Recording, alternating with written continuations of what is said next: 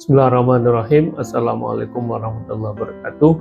Jumpa lagi dengan saya di channel Peradaban Indonesia, yang pada kali ini kita akan membahas di seri kajian tokoh ya, yang kebetulan kita akan melanjutkan beberapa tokoh yang menurut sebagian kalangan ataupun sebagian masyarakat sebagai tokoh pemikiran yang kekiri-kirian ya, yang beberapa waktu lalu kita membahas tentang tokoh Mandilog ya, penulis buku Mandilog yaitu Tan Malaka. Nah, kali ini saya akan berusaha untuk menyampaikan beberapa poin penting ataupun beberapa hal dari pemikiran dari seorang Karl Marx ya. Jadi guru ataupun rujukan utamanya ya dari kaum sosialis maupun kaum komunis ya. Namun tidak hanya saya akan membahas beberapa ide-ide pemikirannya saja tentunya, tetapi di akhir dari pembahasan podcast saya ini saya akan memberikan catatan ya, sekaligus juga memberikan beberapa kritik ya, yang bisa membuat kita juga menjadi ya mungkin lebih fair ya, ataupun bisa memposisikan tokoh tersebut itu pada jalurnya ataupun pada kapasitasnya ya, sehingga kita juga ya mungkin tidak juga mendukung terlalu berlebihan misalnya, ataupun juga tidak terlalu menyalahkan ataupun mengharamkan begitu saja ya. Namun juga ada beberapa catatan ya, yang mungkin ada baiknya juga kita mengetahui. Nah, saya berangkat dari Karl Marx tersebut itu adalah memang sebagai seorang tokoh yang lahir di Eropa ya, persisnya sih di Jerman itu ya, dulu sih belum bernama Jerman ya. Kalau dalam catatan sejarah itu disebut dengan Kerajaan Prusia. Jadi memang terjadi beberapa pergeseran atau perubahan ya yang terjadi di dunia. Dulu kita mengenal wilayah Polandia yang sangat luas ya, ada juga yang disebut dengan Kerajaan Prusia, ada juga dengan kerajaan atau kekaisaran Rusia, lalu kemudian beralih menjadi Uni Soviet ya, dan demikian juga dengan wilayah-wilayah dunia lainnya ya, yang mungkin mengalami pemekaran ataupun justru mengalami ya pengecilan ya. Nah, kurang lebih mungkin seperti itu. Tapi saya tidak akan membahas tentang wilayah ataupun tempat di mana Karl Marx itu dilahirkan. Ya, lahir tahun 1818 ya. Kurang lebih ya di puncak ataupun di era kemajuan sistem kapitalis ya, ataupun dapat mungkin kita katakan bahwa perkembangan modernitas teknologi, ekonomi maupun industri ya sedang mengalami momentumnya saat Karl Marx itu lahir, besar dan dewasa. Nah, sehingga memang dia adalah salah seorang yang sangat penting dalam perubahan sistem pemikiran ekonomi khususnya, ataupun sistem sosial dan politik umumnya, bersama dengan beberapa tokoh lainnya ya, yang mungkin kita juga mengenalnya di kemudian hari ya, baik itu tokoh-tokoh seperti selain Karl Marx tersebut ya, ada beberapa yang bisa kita sandingkan ya. Friedrich Engels, kemudian pelanjutnya itu seorang Lenin, ya, kemudian tokoh-tokoh yang lainnya yang memang bisa kita katakan sebagai rujukan bagi masyarakat sosialis, bagi kalangan komunis, bagi sebagian kalangan kaum buruh ataupun proletar, ya, dalam usahanya untuk menentang dan melawan fenomena atau hegemoni masyarakat borjuis, ya. Nah, mungkin perlu kita garis bawahi di sini adalah bahwa memang pada zaman itu terjadi suatu perubahan dunia yang sangat dramatis, ya.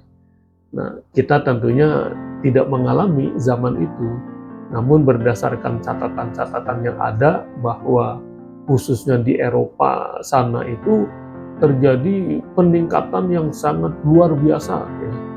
Berdirinya berbagai macam pabrik, ya, perusahaan, industri, ya, yang mampu bisa mengolah berbagai macam hasil alam ataupun bisa mereproduksi, ya, bahan-bahan yang semula dianggap hal yang biasa tapi bisa diciptakan dengan teknologi, ya, karena terjadinya revolusi teknologi di revolusi industri Inggris tahun 1800-an, kemudian sebelumnya terjadinya revolusi Perancis tahun 1700-an sekian, dan terjadinya lonjakan ilmu pengetahuan dan temuan-temuan teknologi yang terjadi di Eropa, sehingga membuat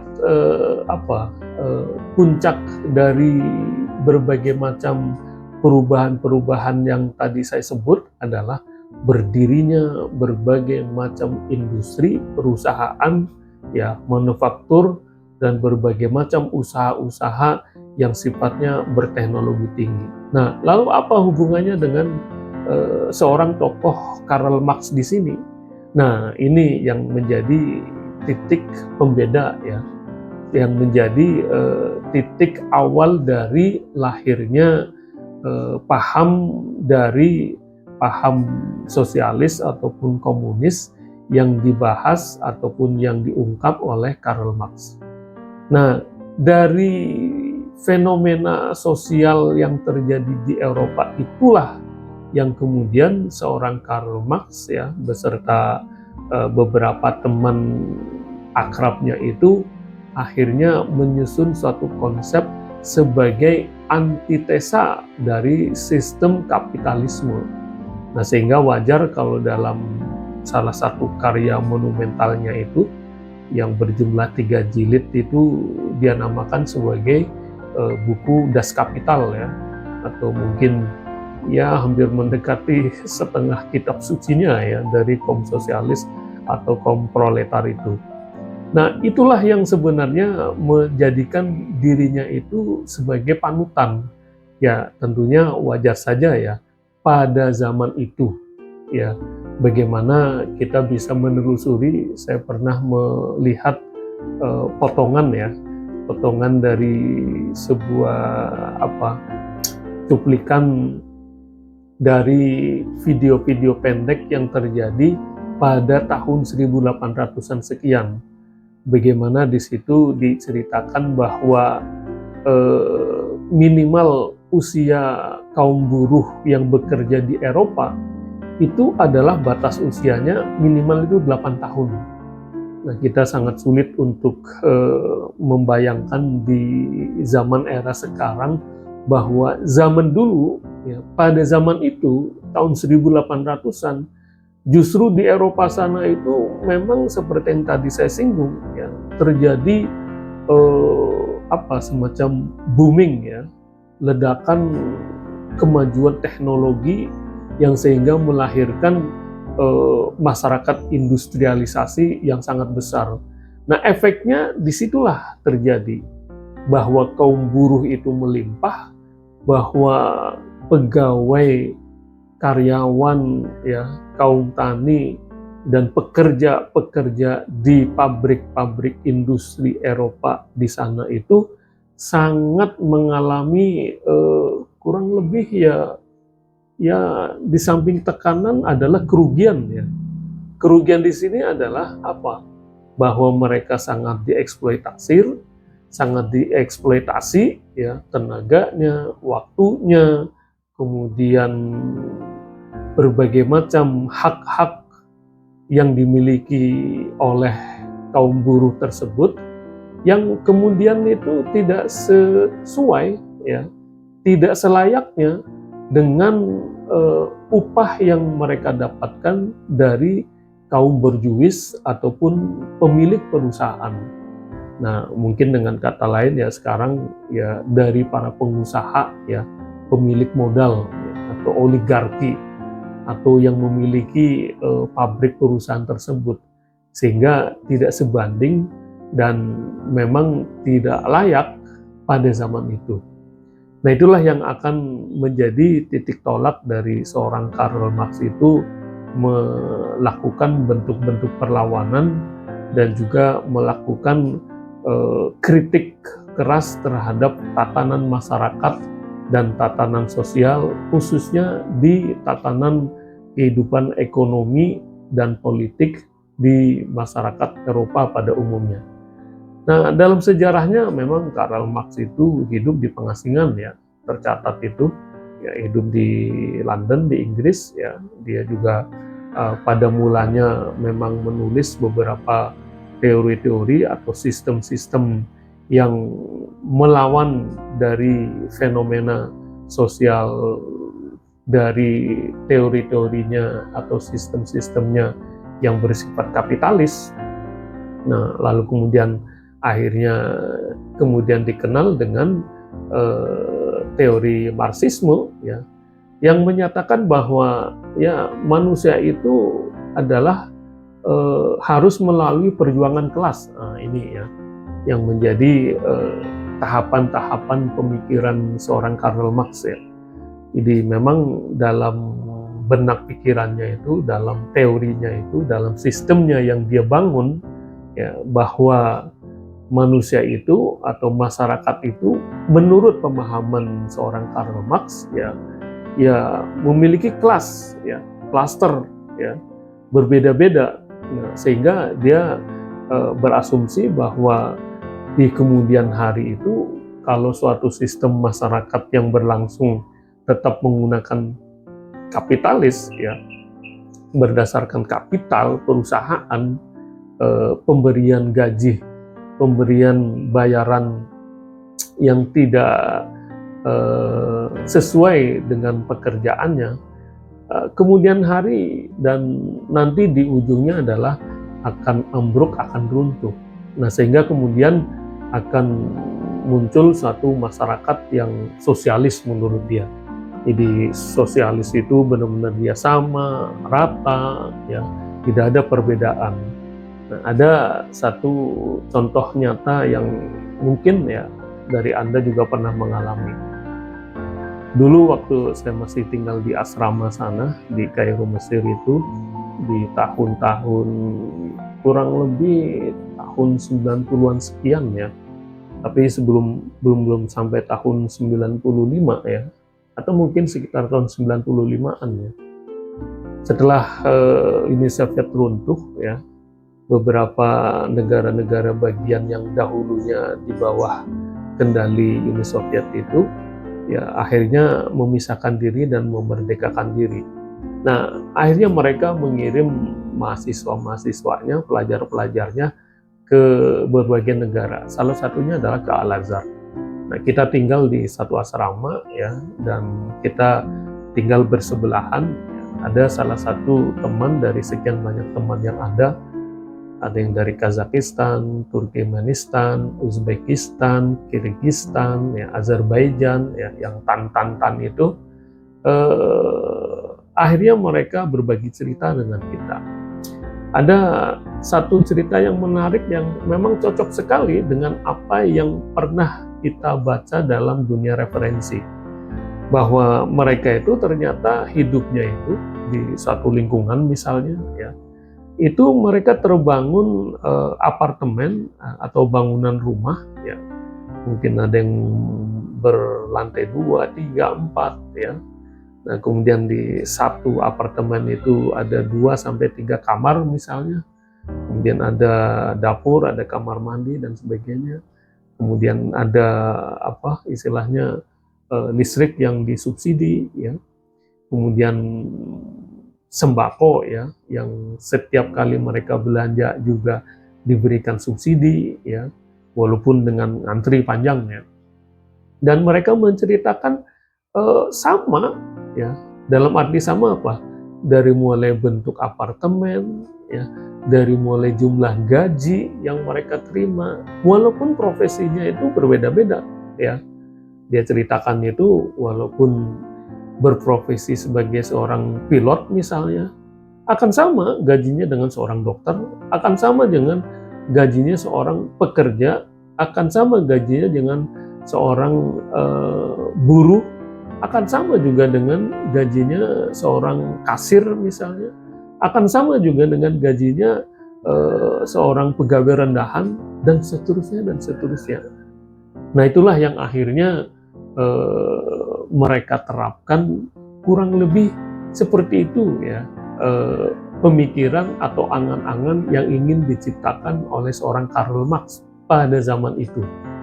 Nah, sehingga dia tidak menginginkan lagi adanya suatu kelas yang didominasi segelintir orang yang memiliki saham ataupun kemampuan finansial ataupun materi ataupun perusahaan yang mempekerjakan ratusan ribuan buruh, ya. Tetapi seorang Karl Marx justru menginginkan suatu masyarakat itu ya harus sama, ya, harus rata, ya, dan tidak perlu lagi ada kaum borjuis, ya. Jadi mereka memiliki hak yang sama, tempat tinggal yang sama, subsidi yang sama, ya, dan seterusnya dan seterusnya. Dan itu memang pernah terjadi, ya. Jadi kita bisa menelusuri dalam literasi ataupun informasi-informasi yang dulu pernah berlaku di Uni Soviet misalnya, ataupun di negara-negara Eropa Timur misalnya, ya. Ataupun yang sekarang masih tersisa, ya, mungkin di Korea Utara ataupun di Kuba, ya, atau mungkin sebagian di Tiongkok, ya, ataupun di beberapa negara-negara sosialis ataupun komunis lainnya.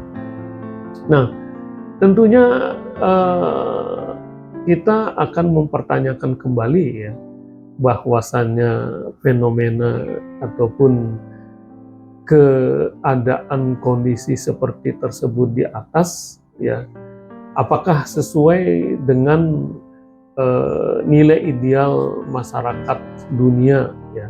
Nah, tentunya itu akan mengundang banyak pertanyaan dan akan mengundang banyak pro dan kontra. Ya, bagi masyarakat yang menginginkan suatu perubahan, ya, karena mungkin terjadi kesewenang-wenangan masyarakat borjuis, bahwa terjadi suatu kekuasaan ataupun penguasaan materi, ekonomi, politik, keuangan oleh segelintir orang saja, atau dengan kata lain sebagai tatanan masyarakat yang kapitalis, ya tentunya akan, ya, setidaknya setengah menyetujui, ya, dengan konsepnya, konsep-konsep sosialis yang digagas oleh Karl Marx, ya. Nah, namun demikian tidak juga kita mengiyakan, ya. Kenapa? Karena memang banyak juga sisi-sisi yang sulit untuk diterima oleh logika manusia.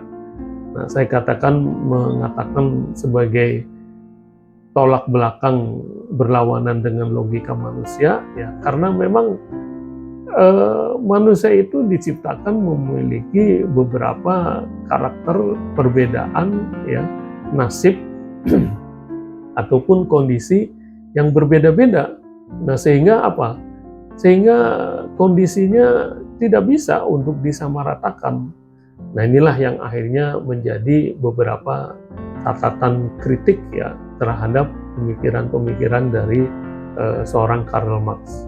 Ya, kita tahu ya dalam sejarahnya seorang Karl Marx pun ya yang lahir dari keturunan Yahudi ya, yang juga beristrikan juga dari keturunan Yahudi ya, kemudian juga memiliki kecenderungan keilmuan ya memang sampai mencapai tingkatan PhD ya, doktoral itu, dan juga menghasilkan beberapa karya yang dianggap monumental ya, karena memang beliau mengkritik secara tajam bagaimana fenomena-fenomena sosial yang dialami oleh dunia pada saat itu.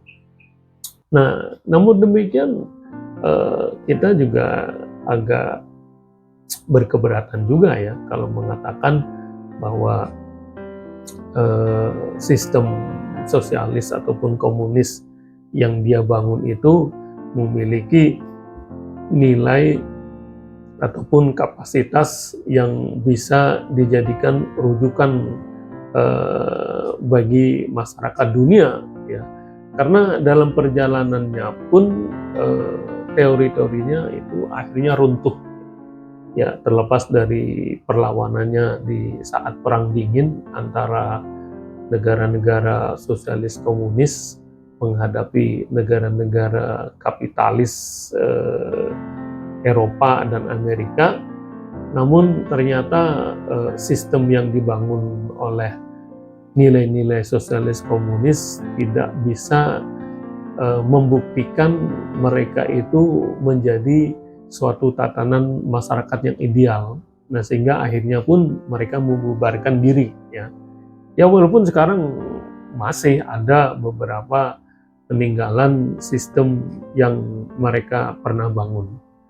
Nah, oleh karena itu ya kita patut juga untuk bisa memberikan catatan ya, bahwa apakah itu sebagai suatu referensi yang perlu kita pelajari ataupun yang perlu kita ketahui ya, tentunya kalau kita berpikir secara logis ya, berpikir secara sistematis ya, tidak ada salahnya juga kita untuk mengetahui ya, kalau pada zaman itu seorang Karl Marx mengkritik sistem kapitalis, kemudian dia membangun teori dan nilai-nilai sosialis dan atau komunis ya, sekarang kita pun juga perlu juga melakukan kritik ya, bagaimana kita mengkritisi teori-teori ataupun nilai-nilai yang pernah dibangun oleh seorang Karl Marx. Nah, kan seperti itu ya sikap yang ideal untuk kita lakukan. Karena memang ya ternyata sulit juga untuk kita bisa mempertahankan ya bahwa nilai-nilai yang dibangun tersebut itu masih relevankah atau tidak dengan zaman sekarang. Ya, saya rasa cukup banyak ya, banyak penilaian-penilaian ya yang akhirnya bermuara pada sulitnya untuk dipertahankan ya sistem-sistem sosialis, apalagi sistem komunis ya. Secara komunal ya, secara tersendiri mereka ingin membangun suatu tatanan masyarakat yang eksklusif ya, yang memang menyamaratakan semua golongan yang ada dalam masyarakat. Nah, ada salah satu mungkin contoh ya yang mungkin bisa kita jadikan pembanding ya. Kalau misalnya di kalangan mereka itu ya, kalangan sosialis komunis itu kan sering menyinggung ya, atau sering mengolok-olok ya terhadap golongan agama ya, golongan religius, golongan yang mempertahankan idealisme terhadap suatu agama. Nah, tentu ini sangat sulit juga ya untuk bisa kita abaikan begitu saja ya. Kenapa? Karena dalam ungkapannya itu bahwa agama menurut mereka itu adalah sebagai candu ya, atau opium ya. Nah, candu atau opium yang bisa melenakan, menidurkan kaum agamawan, atau mereka sering mengatakan bahwa orang yang beragama ataupun yang bertuhan itu dianggapnya eh, terhipnotis atau me, mengonsumsi opium ya, yang akhirnya mereka terlena dengan janji-janji ataupun terhanyut dengan ajaran-ajaran ketuhanan atau ajaran-ajaran religius keagamaan. Saya ingin memberikan contoh yang lebih real nyata lagi, yang juga biasanya mereka sering juga menyindir ya ke kalangan misalnya kaum muslimin ya, orang Islam, yang dianggapnya itu bahwa orang Islam itu atau bahkan juga orang beragama ya, dianggapnya itu hanya terlena dengan kehidupan akhirat, kemudian terlalu menjunjung tinggi kehidupan abadi yang ada di akhirat, yang belum tentu nyata ya untuk menurut pemahaman mereka.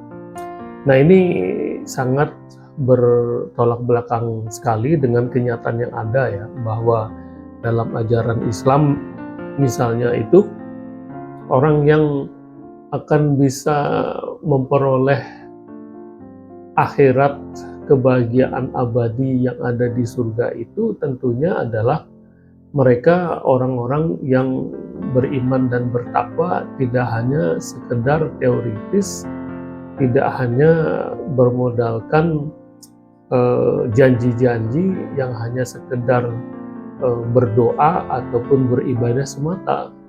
Karena dalam Islam itu sendiri, orang yang akan memperoleh janji-janji keakhiratan, apalagi kehidupan surgawi yang membahagiakan, tentunya mereka membutuhkan modal. Dalam arti modal di sini adalah bagi mereka yang akan bisa bepergian ke umroh atau haji ya mereka kan butuh untuk biaya. Bagaimana orang mereka akan berzakat kalaupun mereka itu tidak sanggup memiliki harta kekayaan yang ingin dizakati? Bagaimana seorang muslim, seorang yang taat beribadah akan bersedekah, akan membantu fakir miskin, akan menolong orang lain kalau dirinya sendiri tidak memiliki banyak harta dan banyak kekayaan? Nah, sehingga di sini kita patut untuk melakukan dialektika ataupun berpikir juga secara kritis dan logis. Jika mereka mengkritisi orang-orang kapitalis atau sistem kapitalis, nah kita sebagai orang religius juga hendaknya melakukan tindakan ataupun sikap yang bisa juga dilakukan kepada mereka, bahwa mereka orang yang bisa berangkat haji, bahwa mereka yang bisa bersedekah, bahwa mereka yang berzakat, bahwa mereka yang bisa sanggup menyantuni orang miskin, orang fakir, itulah mereka orang-orang yang memiliki kapital kan. Mereka adalah orang yang bekerja keras. Hanya mereka sajalah yang memiliki kekayaan yang cukup bahkan melimpah. Nah, sehingga sebenarnya gugur ya ungkapan mereka itu yang mengatakan bahwa agama sebagai candu atau opium kehidupan. Nyatanya seperti yang tadi saya jelaskan tersebut di atas ya. Oleh karena itu kita bisa menggarisbawahi ya bahwasannya hendaknya kita menilai sesuatu itu harus dengan utuh. Jangan sampai, kalau boleh saya memberikan perumpamaan itu, kita akan menilai seekor gajah misalnya ya, seekor binatang berupa gajah itu hanya melihatnya itu, memandangnya dari belakang saja. Nah, kalau kita hanya melihat dari belakang saja, kita hanya melihat oh gajah itu adalah binatang yang memiliki kaki besar ya, bahkan tidak memiliki jari karena jari kakinya itu tertutupi oleh bentuk postur kakinya yang besar. Atau misalnya dia menilai seekor gajah itu dari belalainya saja, bahwa gajah itu adalah binatang yang memiliki selang besar, ya, karena dilihatnya binatang gajah dari belalainya saja. Atau misalnya gajah itu dilihat dari postur, ukuran, dan bentuk kulit badannya. Dia akan mengatakan kalau seekor gajah itu adalah seperti dataran permukaan aspal yang kasar dan keras, karena memang kondisi kulit gajah itu yang memang seperti kasar dan keras tersebut. Nah, sehingga saya bisa mengilustrasikan ataupun bisa menganalogikakan, ya, kalau menilai sesuatu tentunya harus menilai secara utuh. Jangan seperti orang yang menilai seekor gajah ya dari samping kiri, samping kanan, dari belakang, dari depan, ya. Atau dia berpura-pura seperti orang yang buta tidak melihat sehingga dia harus meraba. Ketika meraba bahwa gajah itu adalah seekor binatang seperti kulit aspal yang kasar dan keras, ya, karena mereka tidak melihat secara utuh bahwa ketika mereka menilai seekor gajah itu adalah binatang yang tidak memiliki jari, jemari, kaki, dan tangannya, ya karena mereka hanya meraba di bagian keempat kakinya yang memang tertutupi jarinya karena besarnya ukuran kakinya. Demikian juga ketika dia meraba seekor gajah itu dari belalainya saja atau dari gadingnya saja, ya dia akan mendefinisikan bahwa gajah itu ya seperti binatang yang memiliki selang besar, ya, ataupun seperti gading binatang tanduk yang melengkung. Nah, demikian juga kalau kita ingin menilai sesuatu, ya tentunya harusnya melihatnya secara utuh. Kemudian juga kita harus bisa melihat, ya, dan mengkritisi bahwa kapitalisme itu secara logika sekarang kita pun hendaknya mengkritisi pemikiran Marxisme itu dengan pendekatan logika juga, ya. Seperti misalnya salah satu kelas yang terbagi menjadi kelas borjuis dan kelas proletar, ya, seperti pegawai, buruh, tani, dan seterusnya, itu akan melebur menjadi satu masyarakat sosialis yang progresif misalnya. Nah, itu kan sistem dari pemikiran Marxisme tersebut. Nah, tentu dalam kehidupan kekinian, ya, dan dalam kehidupan kemodernan sulit juga kita untuk mengiyakan bahwa nasib, bahwa kemampuan, bahwa faktor perjalanan hidup manusia akan berbeda antara satu dengan yang lainnya. Nah, sehingga sangat sulit kita untuk mengkelas-kelaskan manusia menjadi kelas proletar dan kelas borjuis. Ya, ibarat kata kalau kita mengatakan bahwa kalau dunia itu hanya dibagi menjadi dunia hitam dan dunia putih, sangat sulit juga kita menerimanya.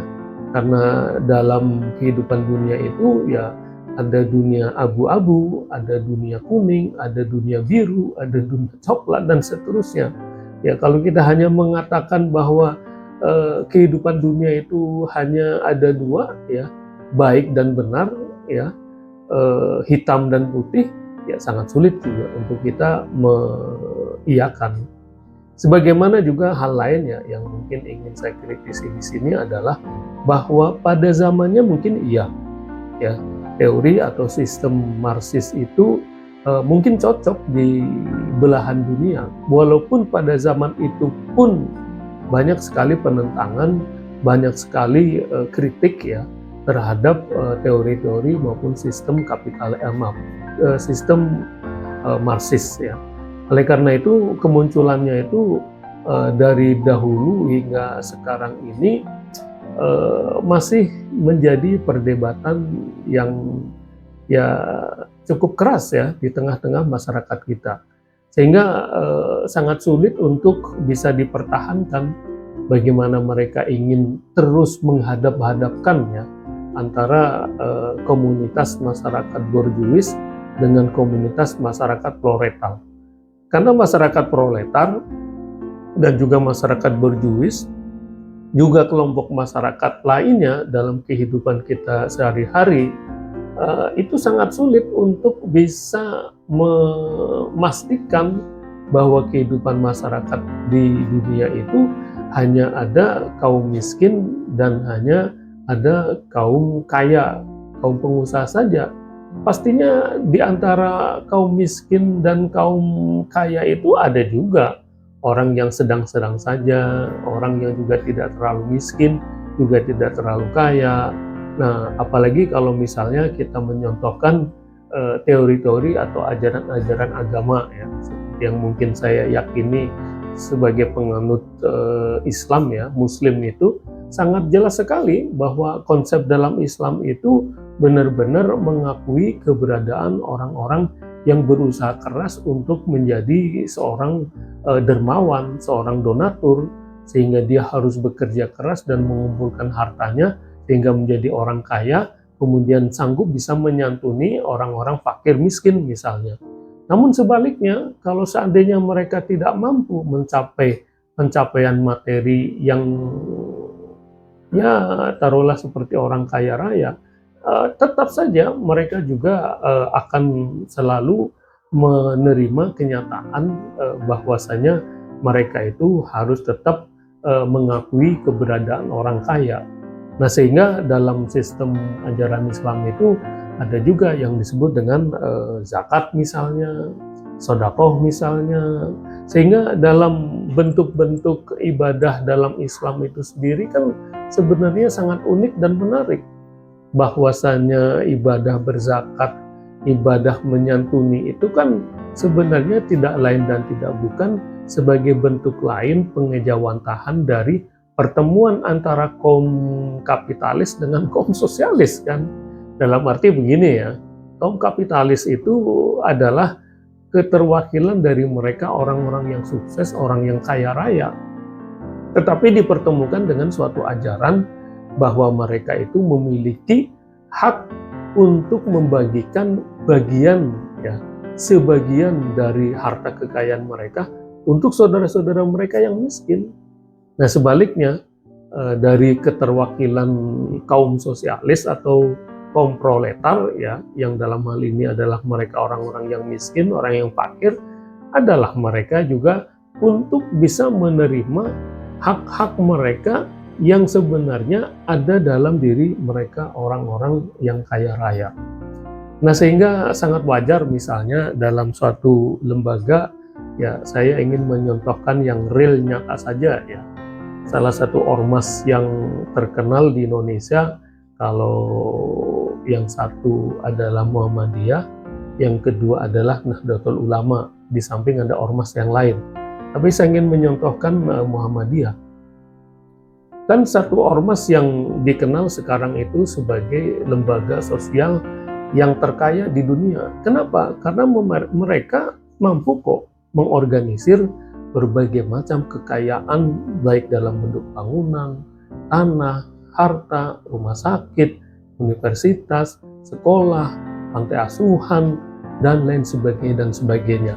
Nah, itu salah satu bukti nyata ya, bahwa satu lembaga agama tidaklah seperti yang dituduhkan oleh orang-orang sosialis maupun orang-orang komunis, yang dianggapnya orang beragama atau orang bertuhan itu adalah orang yang seperti mengkonsumsi candu ya kan, atau opium ya, karena agama itu dianggapnya sebagai candu atau opium kehidupan manusia.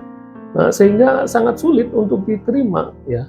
Nah, walaupun sampai sekarang pun konsep-konsep yang mereka sering dengung-dengungkan juga masih juga terasa ya, bahwa di satu akun tertentu ya, bahkan di akun-akun sosial atau medsos itu masih sering suka menghembus-hembuskan ya tentang slogan-slogan mereka yang ya mungkin untuk menarik simpati mungkin ya, ataupun ingin menggalang simpatik juga ya dan sebagainya, sehingga kita pun juga harus merespon secara logis juga Ya. Nah, kurang lebih itu ya yang mungkin bisa saya tegaskan di sini, bahwa apa yang kita pelajari, apa yang kita ketahui tentang segala sesuatu itu, ya tentunya kita harus bisa mengkritisi dengan kritis dan logis. Nah, salah satu hal yang mungkin bisa saya tambahkan di sini adalah tentang konsep Islam dalam urusan keakhiratan, ya. Dalam urusan hubungan antara ruh, jiwa dengan materi yang bersifat fisik ragawi. Dalam ajaran Islam sangat jelas dan tuntas sekali ya dibahas bagaimana prosesi, bagaimana fenomena kehidupan setelah kematian, bagaimana perjalanan umat manusia setelah mengalami kematian dalam kehidupan dunia. Nah, saya rasa itu sama sekali tidak disentuh ya dalam ajaran-ajaran Marxisme, sosialisme, atau komunisme, ya, sebagaimana juga tidak pernah dibahas secara tuntas ya bagaimana perilaku kehidupan manusia ya, dalam hal ini seorang muslim ya, mulai dari bangun tidur kemudian sampai nanti malam menjelang tidur kembali, bagaimana perilaku, tata cara kehidupannya, bagaimana akhlak moralnya yang memang patut dilakukan dan memang tidak patut untuk dilakukan. Nah, sehingga muncul hukum-hukum ini mubah, ini halal, ini haram, ini makruh, dan lain sebagainya. Itu lebih jelas dan tuntas lagi dibahas dalam ajaran agama, khususnya dalam ajaran Islam. Sebaliknya, ya, saya rasa sangat sulit ya untuk membuktikan bahwa teori-teori atau sistem atau pemikiran yang diajukan oleh mereka dari kaum sosialis ataupun komunis, seperti pemikiran-pemikiran Karl Marx ya, yang mungkin sebagian dari Anda meminati atau menyukai ya, tapi harus juga berpikir secara kritis dan logis ya. Bagaimana sih sebenarnya ya, dan bagaimana juga dengan posisi dari ajaran agama. Seperti misalnya ajaran Islam ya, yang saya rasa yang paling tuntas dan paling sempurna karena begitu rigid ya, begitu rinci, begitu jelas ya, menjelaskan estafet perilaku manusia dari mulai kecil, remaja, dewasa, bagaimana yang harus dilakukan, mana yang harus dihindari, dan seterusnya dan seterusnya. Saya rasa itu, dan mudah-mudahan ini akan menjadi pencerahan buat Anda semua ya dalam membahas tentang suatu pemikiran yang kali ini kita membahas tentang pemikiran seorang Karl Marx. Ya, terima kasih. Assalamualaikum warahmatullahi wabarakatuh.